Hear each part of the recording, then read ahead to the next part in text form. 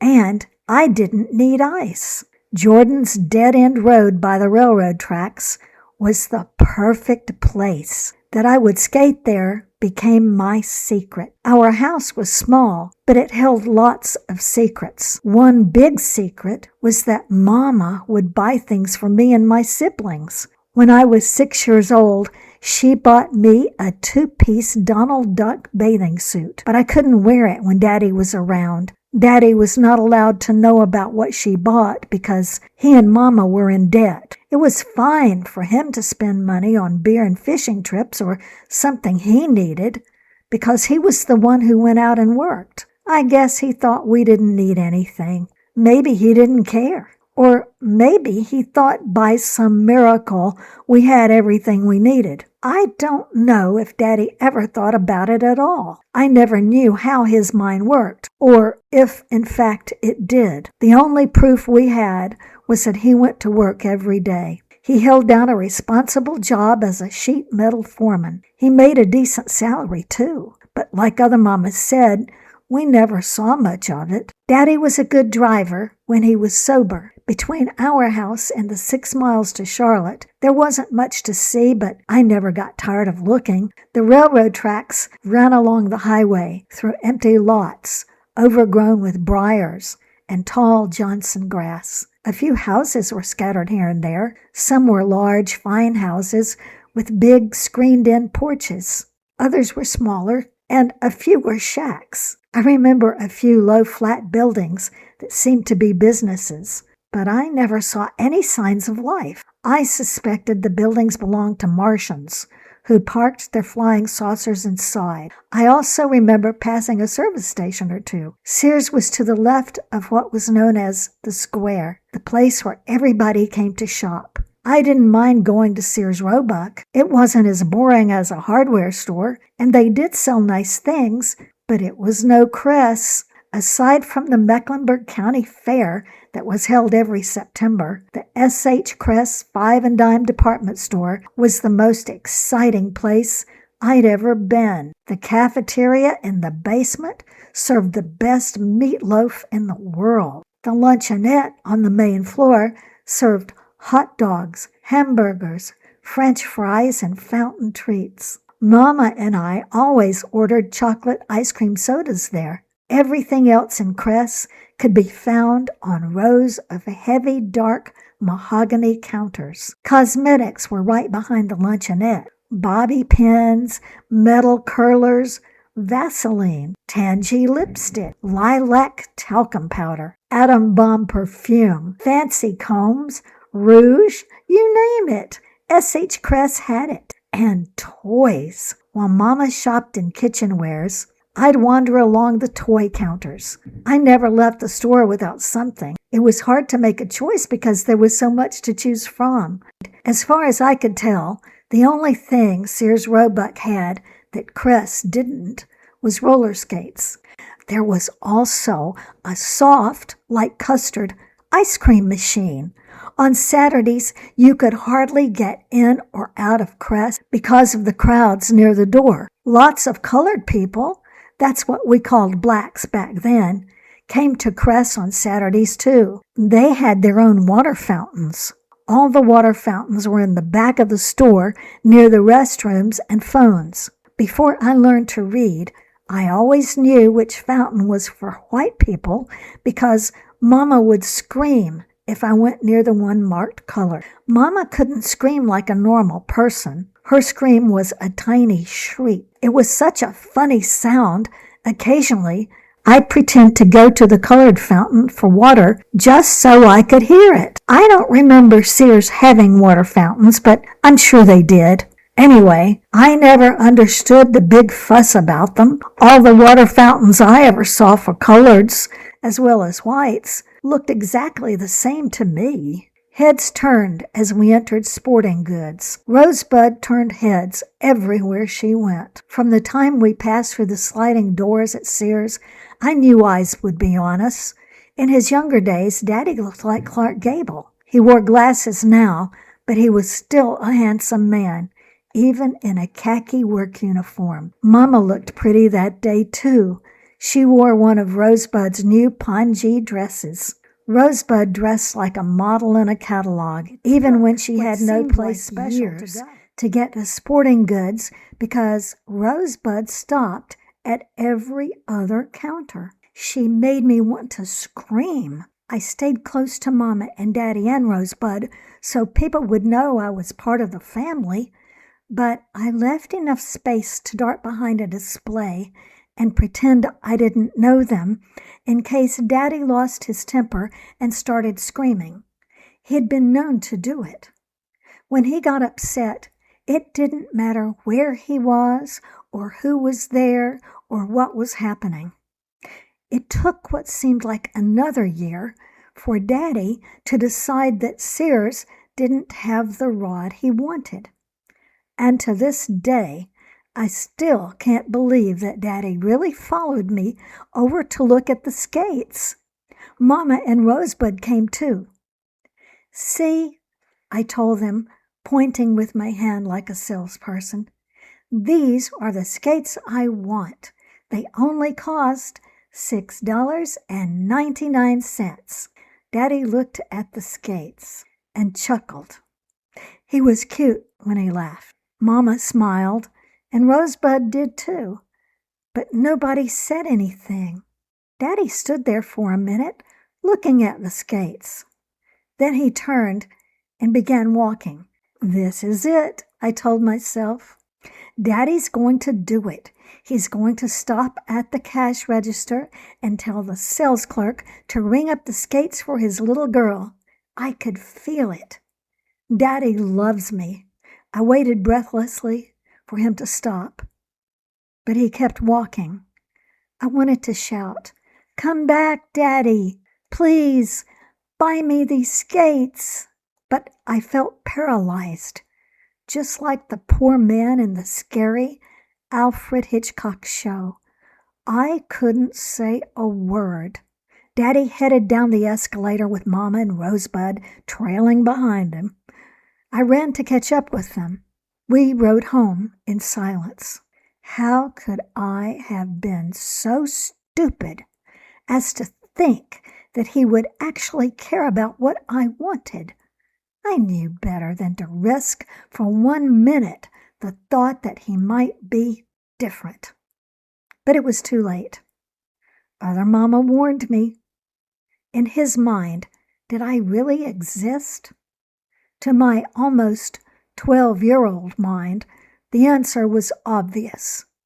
By the time Daddy pulled into the driveway, I had worked myself into a fit. We were right there. Right there. All old Rotter had to do was hand the clerk $6.99. Why couldn't he just do it? Simple. Because he didn't care. Rosebud could have done it too. She wasn't about to buy me skates. Sometimes she'd yell at Mama that I had been spoiled rotten. She was just jealous. I was so mad I wanted to bite something. When I was a baby, I used to bite Mama. As I grew older, I began to bite myself. My left wrist was usually red, and sometimes I bit so hard I left teeth marks there. Mama said one day I'd draw blood. Mama and other Mama claimed I bit myself because a cat scratched me when I was 2 years old. The cat didn't scratch me on purpose. I picked it up to save it from getting attacked by a dog that chased it through our yard. Since I was still a baby, I wasn't wearing a top. The cat became so scared it dug its claws into me, and I had to let the poor thing go. My bare chest and back were covered with bloody scratch marks. It upset other Mamas so much that she called for Mama to come home from work. They called the doctor, and he suggested that I have rabies shots just to make sure I didn't go mad. But Mama wouldn't allow it. She told him that under no circumstances would I have rabies shots. Mama had to have them when she was a little girl. She received 21 shots in her stomach. Every time I threw a fit, Mama and other mamas said that I acted like a rabid dog. Maybe I should have had those shots. It's hard to admit, but I don't remember much about the rest of the weekend. I do recall feeling very sick. After biting my wrist as hard as I could, I crawled into bed and began to cry. It was the middle of the afternoon. After a while, first Mama, then other Mama came to check on me. Other Mama said to quit acting crazy. Mama reminded me that Daddy wouldn't like it if I didn't calm down and hush, but I kept crying. I cried for hours. Once I even heard Daddy ask, "What's wrong with her?" in an angry voice. I thought, so what? Let him yell and throw things. I already felt smashed and broken. Other Mama claimed that men in white coats took crazy people away, and I told her I was ready to go. Mama demanded to know since when had owning a pair of roller skates become a matter of life and death. But I couldn't answer. I didn't know. I had no idea that my misery had nothing to do with the skates, and everything to do with feeling left out and scared, unloved, and angry. My whole body hurt. My eyes burned. Although I wanted to, I couldn't stop crying. When I began to gasp for air, Rosebud stopped laughing and cracking jokes. Other Mama and Mama began whispering to each other, and that's when Mama promised to buy the skates first thing on Monday if I'd just hush and eat something. Other Mama must have told her she'd give Mama money to buy the skates. It's clear from the choice they made that they didn't know what else to do. After I insisted Mama cross her heart and hope to die if she didn't buy the skates, my tears finally stopped, and I felt a little hungry. Other Mama baked me a sweet potato and melted lots of butter on it. Monday had always been my favorite day of the week because it meant we had lived through the weekend, not been killed by Daddy in a drunken rage or been burned alive by a cigarette that had fallen from his fingers while he sat in a drunken stupor. And to top it off, we had 5 entire days before Saturday came around again. That Monday was extra special because Mama was to buy the skates I wanted so much. I begged to stay home from school, but Mama held her ground and insisted that I could only have the skates if I promised to go to school. Mama had been known to lie just to keep our mouths shut, and I hoped she wasn't lying about the skates. I rushed home after school, but Mama had not returned from town. "Your daddy's bringing her home," other Mama explained, and my heart sank. He never got home before 5:30 or 6 o'clock. It would be too dark to go skating by then. How could I wait another day? I wanted to cry, but my eyes felt too dry and sore. There was nothing to do but wait. I didn't feel like counting, so I sat down on the floor in the living room in front of the TV. I wondered how Mama was going to sneak the skates past Daddy, but I decided not to worry about it. Mama could be clever. Daddy finally drove up during another one of my favorite TV shows, Boston Blackie. Daddy liked it too. It always ended in a chase with the detective, Boston Blackie, catching the bad men. I could not only feel my heart beating, I could hear it pounding in my ears. I had to act as if everything was fine, like I wasn't expecting a pair of skates, like I was just watching Boston Blackie. Mama worried that I watched too much television and that I knew too much for a child my age. She claimed I'd only seen the seamy side of life. I didn't know about the mason jar of corn liquor hidden in the back of the kitchen pantry.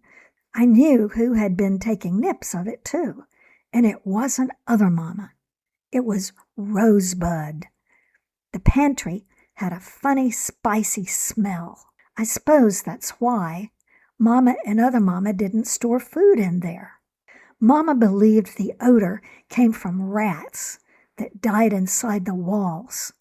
Rosebud believed that something had died behind the walls too, but she wouldn't say what. Like the attic, it became a place to store what nobody wanted to throw away. Although the pantry was nothing more than a small utility closet with shelves that had a peculiar odor, there was something very strange about it. Since the night we'd moved into the house, we'd heard scratching noises in the pantry. Jason set traps with cheese, but they always came up empty. Mama sprayed for roaches, but the closet was always full of them. Other Mama kept the pantry door closed. One time, I hid in the pantry and jumped out to scare Mama when she came in the kitchen, and we both laughed. But I hardly ever went in there. It never occurred to me that I would end up in it. The skates came in a brown cardboard box with bright red lettering that spelled Sears on one side and "Our children deserve the best" on the other. When Daddy was in the bathroom, I grabbed the box out of the bag behind the bedroom door where Mama had stashed it, hugged it close, and made for the kitchen. I don't know where I thought I was going. I just wanted to see my new skates. I was dying to try them on. "Watch it," Mama warned as I passed through the living room. "Look, other Mama."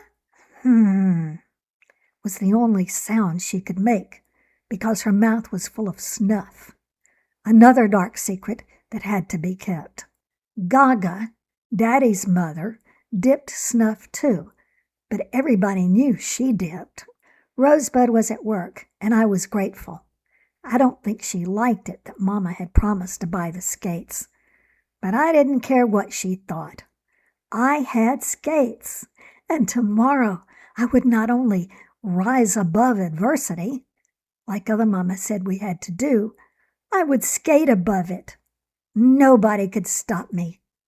Actually, I wasn't sure exactly what adversity meant, but I figured it had something to do with Daddy's behavior. Other Mama didn't want anybody messing around in the kitchen, not even Mama. She did all the cooking and cleaning, and that was that. She hated it when Daddy came in the kitchen. She did her best to keep him out by serving him his supper in the living room. But occasionally he would decide to go in and cook something. That night he insisted on cooking his own T-bone steak. He liked it medium rare. He claimed other Mama had burned it last time. That's how come I got stuck in the pantry. I ducked inside with the box of skates when I heard him coming. Daddy wore heavy work boots, and he never walked through the house. He stomped. I managed to get inside the pantry and close the door just as he stomped into the kitchen. Other Mama knew I was in the pantry, but Mama didn't.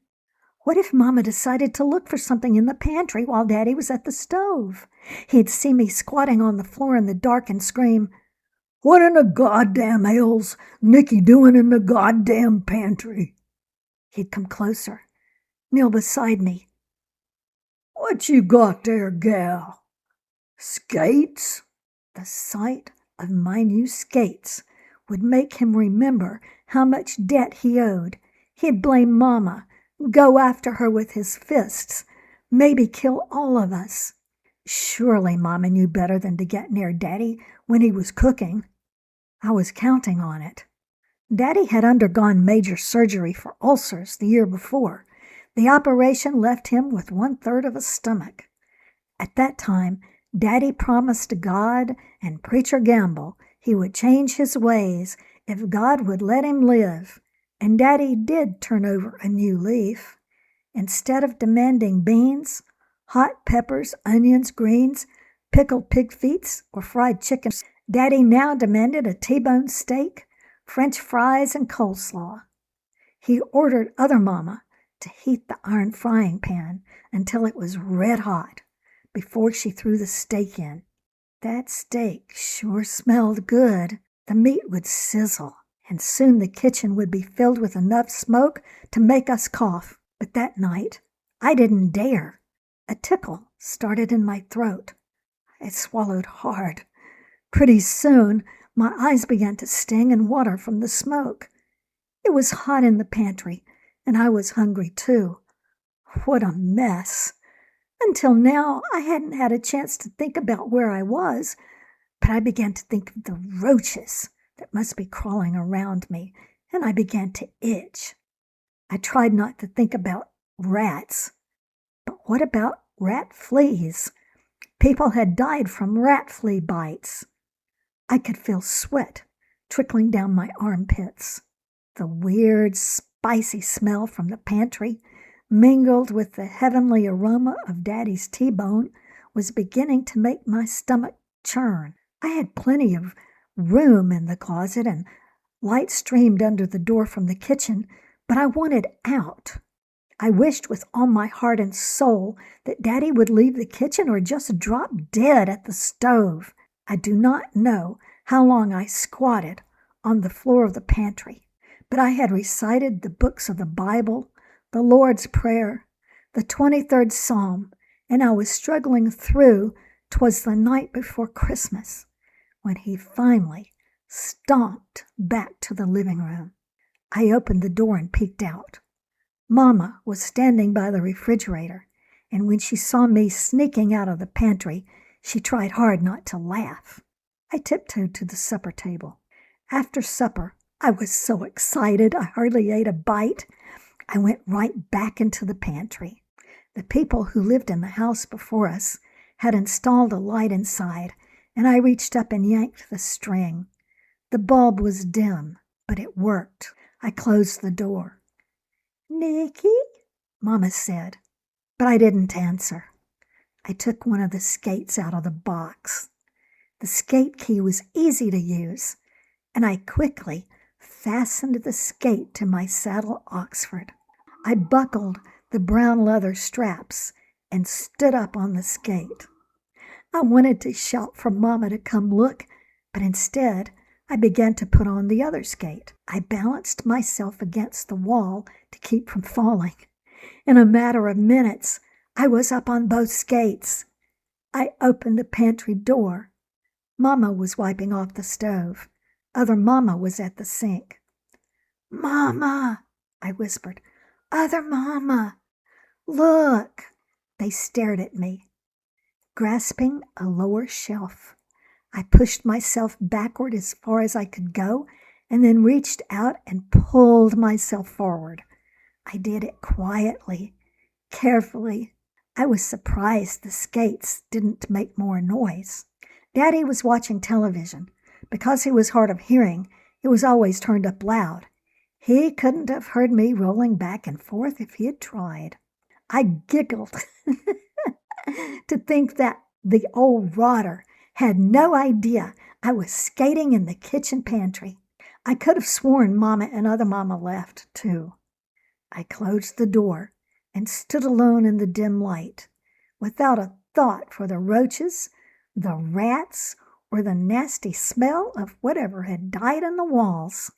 Tomorrow, I'd be skating on Jordan's Road by the railroad tracks, with the wind blowing in my face. I'd stretch my arms out wide and sail down the road, far away from adversity. The stuff other Mama insisted we must all rise above.